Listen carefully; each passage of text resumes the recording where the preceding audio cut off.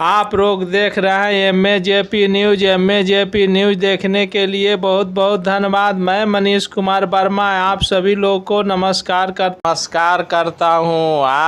आज हम लोग सुनेंगे प्रधानमंत्री जी ने शताब्दी समारोह में क्या बिहार के शताब्दी समारोह में। आइए सुनते हैं प्रधानमंत्री जी का। के रूप में सुनने को मिलेगा, जिसका विषय है युवाओं में संवैधानिक अधिकार एवं कर्तव्य के प्रति जागरूकता लाने के लिए विधायकों की भूमिका। माननीय प्रधानमंत्री श्री नरेंद्र मोदी जी से व्याख्यान के लिए विनम्र अनुरोध।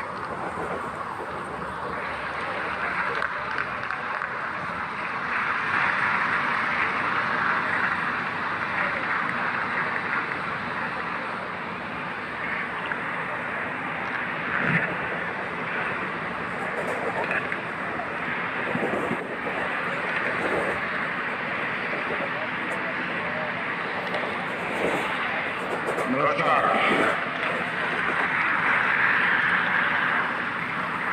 इस ऐतिहासिक कार्यक्रम में हमारे बीच उपस्थित बिहार के राज्यपाल श्री फागू चौहान जी, यहाँ के जनप्रिय मुख्यमंत्री श्री नीतीश कुमार जी, विधानसभा स्पीकर श्री विजय सिन्हा जी, बिहार विधान परिषद के कार्यकारी अध्यक्ष श्री अवधेश नारायण सिंह, उप मुख्यमंत्री श्रीमती रेणु देवी जी, तारकिशोर जी, नेता प्रतिपक्ष श्री तेजस्वी यादव जी, सभी मंत्रीगण, विधायकगण, अन्य महानुभाव, देवी और सज्जनों, आप सभी को, बिहार निवासियों को बिहार विधानसभा भवन के शताब्दी वर्ष की बहुत बहुत शुभकामनाएं। बिहार का ये स्वभाव है कि जो बिहार से स्नेह करता है, बिहार उसे उस प्यार को कई गुना करके लौटाता है। आज मुझे बिहार विधानसभा परिसर में आने वाले देश के पहले प्रधानमंत्री होने का सौभाग्य मिला है। मैं इस स्नेह के लिए बिहार के जन जन को हृदय से नमन करता हूं।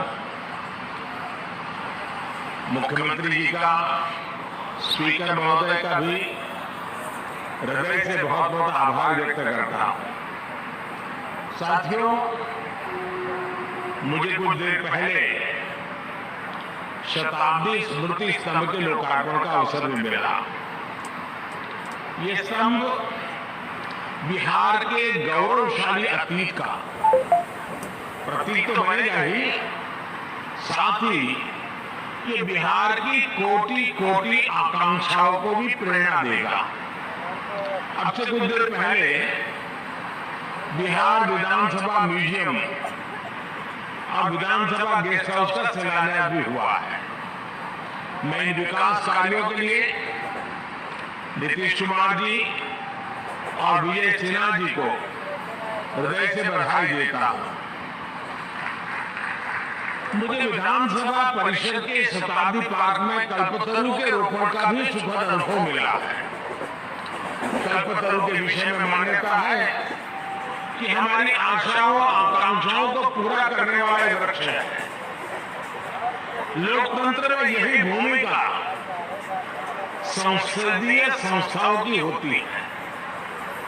मैं आशा करता हूं कि बिहार विधानसभा अपनी इस भूमिका को इसी निरंतरता के साथ निभाती रहेगी, बिहार और देश के विकास में अपना अमूल्य योगदान देती रहेगी।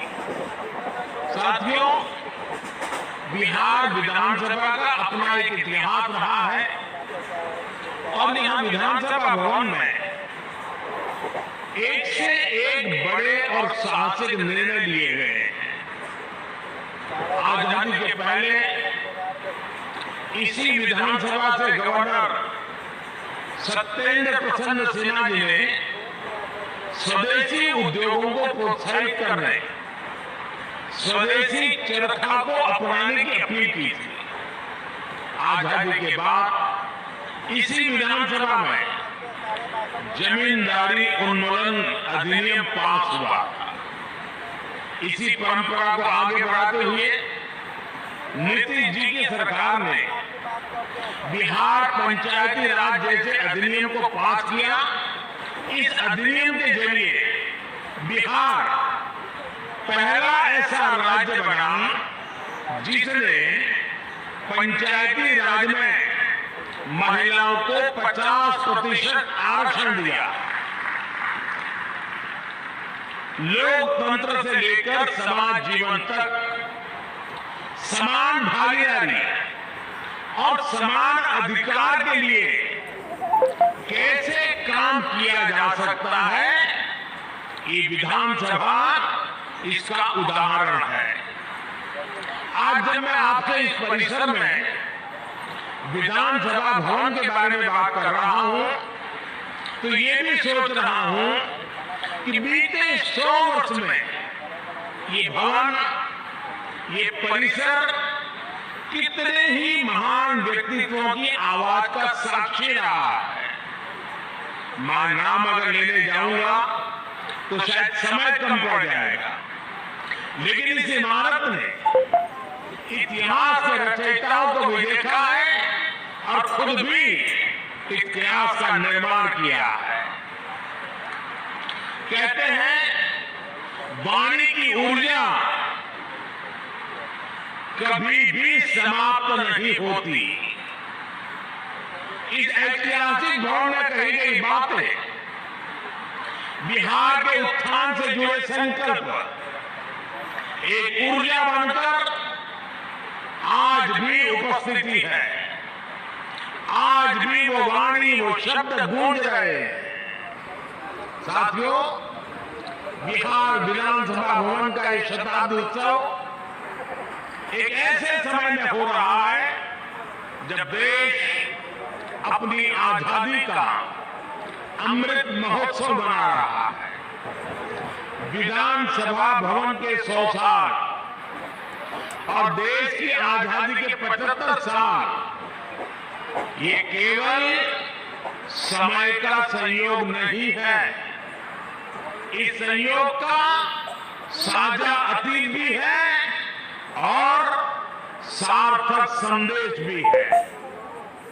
एक और, बिहार में चंपारण सत्याग्रह जैसे आंदोलन हुए तो वही इस धरती ने भारत को लोकतंत्र के संस्कार और आदर्श पर चलने का रास्ता भी दिखाया। दशकों से हम ये बताने की कोशिश होती रही है कि भारत को लोकतंत्र, विदेशी हुकूमत और विदेशी सोच के कारण मिला है। और हमारे लोग भी कभी कभी ये बातें बोलते हैं, लेकिन कोई भी व्यक्ति जब ये कहता है तो वो बिहार के इतिहास और बिहार की विरासत पर पर्दा डालने की कोशिश करता है।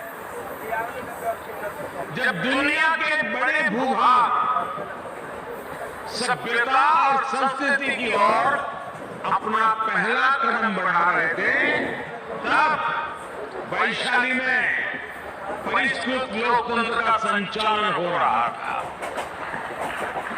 जब दुनिया के अन्य क्षेत्रों में जनतांत्रिक अधिकारों की समझ विकसित होनी शुरू हुई थी, तब लिच्छवी और बज्जी संघ जैसे गणराज्य अपने शिखर पर थे। साथियों, भारत में लोकतंत्र की अवधारणा उतनी ही प्राचीन है जितना प्राचीन ये राष्ट्र है, जितनी प्राचीन हमारी संस्कृति है। हजारों वर्ष पूर्व हमारे वेदों में कहा गया है, त्वाम विश्व वृणताम, त्वाम विश्व वृणताम राज्याय त्वाम मिमाः प्रदिशः पंचदेवी, अर्थात राजा को सभी प्रजा मिलकर स्वयं चुने और विद्वानों की समितियां उसका निर्वाचन करें। ये वेद में कहा गया है, हजारों साल पूरे ग्रंथ में कहा गया है। आज भी हमारे संविधान में सांसदों, विधायकों का चयन, मुख्यमंत्री, प्रधानमंत्री, राष्ट्रपति का चयन इसी लोकतांत्रिक मूल्य पर टिका हुआ है। एक विचार के रूप में हमारे यहाँ लोकतंत्र इसलिए हजारों वर्षों से जीवित है क्योंकि भारत लोकतंत्र को समता और समानता का माध्यम मानता है। भारत सह अस्तित्व और सौहार्द के विचार में भरोसा करता है। हम सब में भरोसा करते हैं, सहकार में भरोसा करते हैं, सामंजस्य में भरोसा करते हैं और समाज की संगठित शक्ति में भरोसा करते हैं। इसलिए हमारे वेदों ने हमें ये भी मंत्र दिया है, संगच्छध्वम संवदध्वम संवो मनासि जानता, अर्थात हम मिलकर चले, मिलकर बोले, एक दूसरे के मनों को, एक दूसरे के विचारों को जाने और समझे। इसी वेद मंत्र में आगे कहा गया है, समानो मंत्र समिति समानी समानम मनः सहचित्तमेशम, अर्थात हम मिलकर समान विचार करें, हमारी समितियां, हमारी सभाएं और सदन कल्याण भाव के लिए समान विचार वाले हो और हमारे हृदय भी समान हो। हृदय से लोकतंत्र को स्वीकार करने की ऐसी विराट भावना एक राष्ट्र के रूप में भारत ही प्रस्तुत कर रहा है। इसलिए मैं जब भी दुनिया में अलग अलग देशों में जाता हूं, बड़े वैश्विक मंचों पर मौजूद होता हूं, तो मैं बहुत गर्व से कहता हूं क्योंकि हमारे कान में किसी न किसी कारण से एक शब्द भर दिया गया है। हमारी मन की रचना को एक जगह पे स्थगित कर दिया गया है। हमें बार बार सुनाया गया है कि we are largest democracy of the world, हम दुनिया की सबसे बड़े लोकतंत्र हैं और हम भी उसी को स्वीकार कर लिया है बार बार सुनने के कारण। मैं आज भी दुनिया के मंच पर जब भी जाता बड़े गर्व से कहता हूं कि विश्व में लोकतंत्र की जननी ये भारत है। भारत मदर ऑफ डेमोक्रेसी है और हमने भी, और बिहार वासियों ने तो खास, दुनिया में डंका बजाते रहना चाहिए कि we are a mother of democracy. और बिहार की गौरवशाली विरासत पाली में मौजूद ऐतिहासिक दस्तावेज भी इसके जीवन प्रमाण है। बिहार के इस वैभव को न कोई मिटा सकता है, न कोई छिपा सकता है। इस ऐतिहासिक इमारत ने बिहार की इस लोकतांत्रिक विरासत को 100 वर्ष तक मजबूत किया। इसलिए मैं समझता हूं कि आज ये इमारत भी हम सभी के नमन की हकदार है। साथियों, इस भवन के इतिहास से बिहार की वो चेतना जुड़ी है जिसने गुलामी के कालखंड में भी अपने जनतांत्रिक मूल्यों को समाप्त नहीं होने दिया। इसके निर्माण के साथ और उसके बाद जो घटनाक्रम जुड़ा हुआ है वो हमें बार बार याद करना चाहिए। किस तरह श्री कृष्ण सिंह जी ने, श्री बाबू ने अंग्रेजों के सामने शर्त रखी थी कि वो सरकार तभी बनाएंगे जब ब्रिटिश हुकूमत निर्वाचित सरकार के कामकाज में दखल नहीं देगा। कैसे द्वितीय विश्व युद्ध में भारत की सहमति के बिना देश को झोंकने के खिलाफ श्री बाबू जी ने, सरकार ने इस्तीफा दे दिया था। और बिहार का हर व्यक्ति इस बात के लिए गर्व कर सकता है। इस घटनाक्रम ने सदैव संदेश का संचार किया कि बिहार लोकतंत्र के खिलाफ कभी कुछ स्वीकार नहीं कर सकता। और भाई और बहनों, हम सभी ने देखा है कि कैसे आजादी के बाद भी बिहार अपनी लोकतांत्रिक निष्ठा को लेकर उतना ही अड़िग, उतना ही प्रतिबद्ध रहा। बिहार ने आजाद भारत को डॉक्टर राजेंद्र प्रसाद के रूप में पहला राष्ट्रपति दिया। लोकनायक जयप्रकाश, कर्पूरी ठाकुर, बाबू जगजीवन राम, अनेक वीर जैसे नेतृत्व इस धरती पर हुए। जब देश में संविधान को कुचलने का प्रयास हुआ तो भी उसके खिलाफ बिहार ने सबसे आगे आकर विरोध का बिगुल फूंका। आपातकाल के उस स्याही दौर में बिहार की धरती ने दिखा दिया कि भारत में लोकतंत्र को दबाने की कोशिशें कभी भी कामयाब नहीं हो सकती। और इसलिए मैं मानता हूं कि बिहार जितना समृद्ध होगा, भारत की लोकतांत्रिक शक्ति भी उतनी ही मजबूत होगी।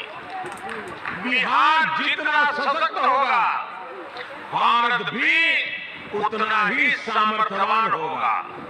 साथियों, आजादी का अमृत महोत्सव और बिहार विधानसभा के 100 वर्ष का यह ऐतिहासिक अवसर हम सभी के लिए, प्रत्येक जनप्रतिनिधि के लिए आत्मविवेचना और आत्मनिरीक्षण का भी संदेश लेकर आया है। हम अपने लोकतंत्र को जितना मजबूत करेंगे उतनी ही मजबूती हमारी आजादी को मिलेगी, हमारे अधिकारों को मिलेगी। आज 21वीं सदी में दुनिया तेजी से बदल रही है। नई जरूरतों के हिसाब से भारत के लोगों की, हमारे युवाओं की आशाएं, अपेक्षाएं भी बढ़ रही है। हमारी लोकतांत्रिक व्यवस्थाओं को इसके हिसाब से तेज गति से कार्य करना पड़ेगा। आज जब हम आजादी के 75वें साल में एक नए भारत के संकल्प के साथ आगे बढ़ रहे हैं, तो इन संकल्पों को आगे बढ़ाने की जिम्मेदारी हमारी संसद और विधानसभाओं पर भी है। इसके लिए हमें ईमानदारी और निष्ठा से दिन रात मेहनत करने की जरूरत है। देश के सांसद के रूप में, राज्य के विधायक के रूप में हमारी ये भी जिम्मेदारी है कि हम लोकतंत्र के सामने आ रही हर चुनौती को मिलकर हराएं। पक्ष विपक्ष के भेद से ऊपर उठकर देश के लिए, देश हित के लिए हमारी आवाज एकजुट होनी चाहिए। जनता से जुड़े विषयों पर सदन सकारात्मक संवाद का केंद्र बने, सकारात्मक कार्यों के लिए हमारी आवाज उतनी ही बुलंद दिखे। इस दिशा में भी हमें निरंतर आगे बढ़ना चाहिए। हमारे आचरण से ही हमारे देश की लोकतांत्रिक परिपक्वता प्रदर्शित होती है और इसलिए दुनिया के सबसे बड़े लोकतंत्र के साथ साथ हमें दुनिया के सबसे परिपक्व लोकतंत्र के रूप में भी खुद को आगे बढ़ाना है। साथियों, मुझे खुशी है कि आज देश इस दिशा में सकारात्मक बदलाव देख रहा है। मैं अगर संसद की बात करूं तो पिछले कुछ वर्षों में संसद में सांसदों की उपस्थिति और संसद की प्रोडक्टिविटी में रिकॉर्ड वृद्धि हुई है। और अभी विजय जी ने भी विधानसभा का ब्यौरा दिया। सकारात्मकता, गतिशीलता, व्यापक रूप से विषयों की चर्चा, निर्णय, उसका पूरा ब्यौरा दिया। साथियों, वैसे संसद में भी पिछले बजट सत्र में भी लोकसभा की प्रोडक्टिविटी 129% थी, 129% थी। राज्यसभा में भी 99% प्रोडक्टिविटी दर्ज की गई। यानी देश लगातार नए संकल्पों पर काम कर रहा है, लोकतांत्रिक विमर्श को आगे बढ़ा रहा है। और हम सभी जानते हैं कि जब लोग ये देखते हैं कि उन्होंने जिन्हें चुनकर भेजा है वो मेहनत कर रहा है, सदन में उनकी बात गंभीरता से रख रहा है, तो उनका भी लोकतंत्र पर विश्वास और बढ़ता है। ये विश्वास बढ़ाना भी हम सबकी जिम्मेदारी है। साथियों, समय के साथ हमें नए विचारों की जरूरत होती है, नई सोच की जरूरत होती है। इसलिए जैसे जैसे लोक बदलता है, लोकतंत्र को भी नए आयाम जोड़ते रहना पड़ता है। इन बदलावों के लिए हमें केवल नई नीतियों की जरूरत नहीं पड़ती, बल्कि पुरानी नीतियां और पुराने कानूनों को भी समय के अनुसार बदलना पड़ता है। बीते वर्षों में संसद ने ऐसे करीब 1500 कानूनों को खत्म किया है। इन कानूनों से सामान्य मानवी को जो दिक्कतें होती थी, देश की प्रगति में जो रुकावटें होती थी, उनका समाधान हुआ और एक नया विश्वास भी पैदा हुआ। राज्य स्तर पर भी ऐसे कई पुराने कानून हैं जो वर्षों से चले आ रहे हैं। हमें मिलकर इस और भी ध्यान देने की जरूरत है। साथियों, दुनिया के लिए 21वीं सदी भारत की सदी है। हम लगातार ये सुनते आए हैं, कई लोगों के मुंह से सुनते हैं, दुनिया के लोग बताते रहते हैं। लेकिन अगर मैं भारत की बात करूं तो मैं कहूंगा कि भारत के लिए ये सदी कर्तव्यों की सदी है। हमें इसी सदी में अगले 25 सालों में नए भारत के स्वर्णिम लक्ष्य तक पहुंचना है। इन लक्ष्यों तक हमें हमारे कर्तव्य ही लेकर जाएंगे। इसलिए ये 25 साल देश के लिए कर्तव्य पथ पर चलने के साल है। ये 25 साल कर्तव्य भावना से स्वयं को समर्पित करने का कालखंड है। हमें स्वयं को अपने लिए, अपने समाज के लिए, अपने देश के लिए कर्तव्य की कसौटी पर कसना होगा। हमें कर्तव्य की पराकाष्ठा को पार करना होगा। आज भारत वैश्विक पटल पर जो कीर्तिमान स्थापित कर रहा है, आज भारत जिस तेजी से वैश्विक ताकत बनकर उभर रहा है, उसके पीछे कोटि कोटि भारतवासियों की कर्तव्य निष्ठा और कर्तव्य भावना है। लोकतंत्र में हमारे सदन जनता की भावनाओं का प्रतिनिधित्व करते हैं, इसलिए देशवासियों की कर्तव्य निष्ठा हमारे सदनों और जनप्रतिनिधियों के आचरण में भी झलकनी चाहिए। हम सदन में जैसा आचरण करेंगे, कर्तव्य भाव पर सदन के भीतर जितना बल दिया जाएगा, देशवासियों को भी उतनी ही ऊर्जा और प्रेरणा मिलेगी। एक और महत्वपूर्ण बात, हमें अपने कर्तव्यों को अपने अधिकारों से अलग नहीं मानना चाहिए। हम अपने कर्तव्यों के लिए जितना परिश्रम करेंगे, हमारे अधिकारों को भी उतना ही बल मिलेगा। हमारी कर्तव्य निष्ठा ही हमारे अधिकारों की गारंटी है। इसलिए हम सभी जनप्रतिनिधियों को कर्तव्य पालन का भी संकल्प दोहराना है। ये संकल्प ही हमारी और हमारे समाज की सफलता का मार्ग प्रशस्त करेंगे।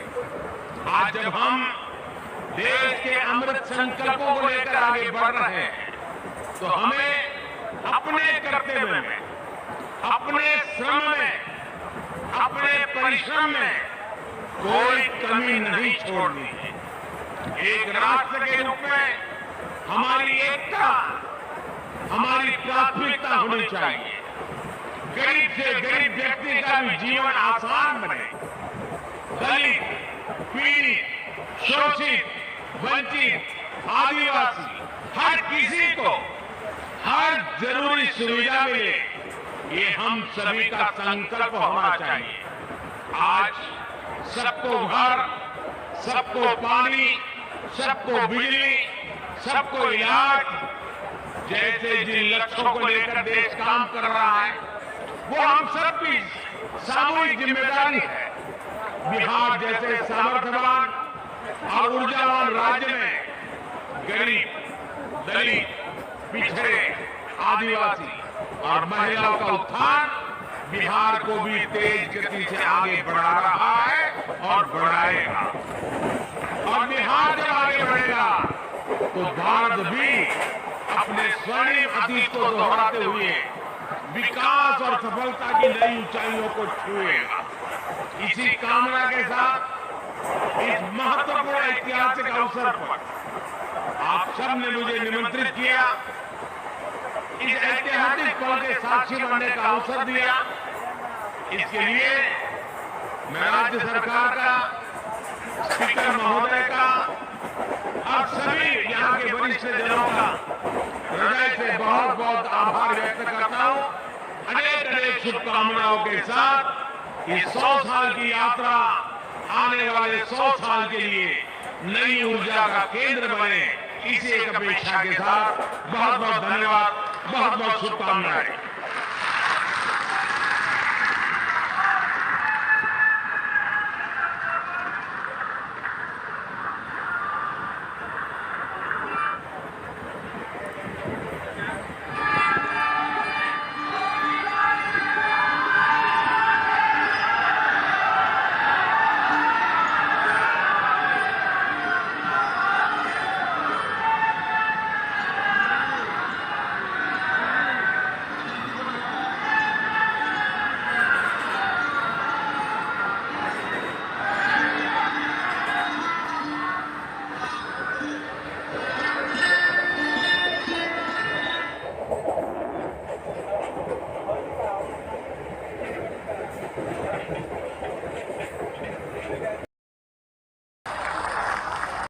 सत्य, संघर्ष और अपना ज्ञान बढ़ाने के लिए देखते रहिए एमएसजेपी न्यूज़। एमएसजेपी न्यूज़ देखने के लिए बहुत बहुत धन्यवाद। लाइक और सब्सक्राइब करने के लिए आप कमेंट बॉक्स में जाकर अपना राय दे सकते हैं। जय हिंद, भारत माता की जय। है।